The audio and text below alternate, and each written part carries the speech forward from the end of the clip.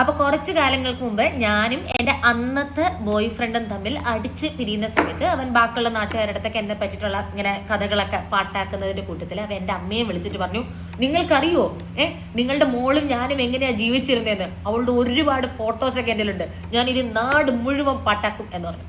അപ്പൊ എൻ്റെ അമ്മ നൈസായിട്ട് അവൻ്റെ അടുത്തെടുത്തിട്ട് പറഞ്ഞു. അതുവരെ ഞാനും എൻ്റെ അമ്മയും വലിയ കൂട്ടൊന്നുമില്ല. പക്ഷെ അമ്മയുടെ ഈ ആൻസർ കഴിഞ്ഞപ്പോൾ ഞാൻ എൻ്റെ അമ്മയുടെ തമ്മിലുള്ള റിലേഷൻഷിപ്പ് ഡൈനാമിക്സ് തന്നെ മാറ്റിയൊരു ആൻസർ ആയിരുന്നേ.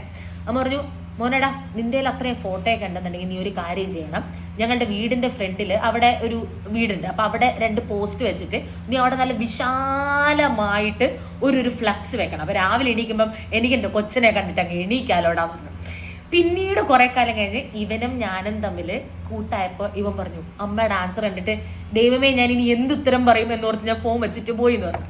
അപ്പം എനിക്ക് തോന്നുന്നു ഇത്തരത്തിലുള്ള അമ്മമാർ അല്ലെങ്കിൽ ഇത്തരത്തിലുള്ള പാരൻസ് അവര് ശരിക്കും പറഞ്ഞാൽ ഇന്നത്തെ നമ്മളുടെ ഈ വേൾഡിന്റെ അത്യാവശ്യമായിട്ടുള്ള ഒരു ഘടകമാണ്. അതായത് ഞങ്ങളുടെ മക്കൾക്ക് എന്ത് പറ്റിയാലും ശരി ഞങ്ങൾ അവരെ ചേർത്ത് നിർത്തും, ഞങ്ങൾ അവർക്ക് കൂടെ കട്ടയ്ക്ക് നിൽക്കും എന്നൊരു സപ്പോർട്ട് ഈ പിള്ളേർക്ക് ഉണ്ടെന്നുണ്ടെങ്കിൽ അവര് ചെന്ന് ചാടുന്ന ഒരുപാടധികം ആപത്തുകൾ അത് കുറയും, അത് ഉറപ്പാണ്. അല്ലെങ്കിൽ ഒരു പ്രശ്നം വന്നു കഴിഞ്ഞാൽ എനിക്ക് ഓടി വന്ന് എൻ്റെ വീട്ടുകാരോട് പറയാം, അവരെനിക്ക് കൂടെ നിൽക്കും എന്നുള്ള ഒരു സപ്പോർട്ട് സിസ്റ്റം.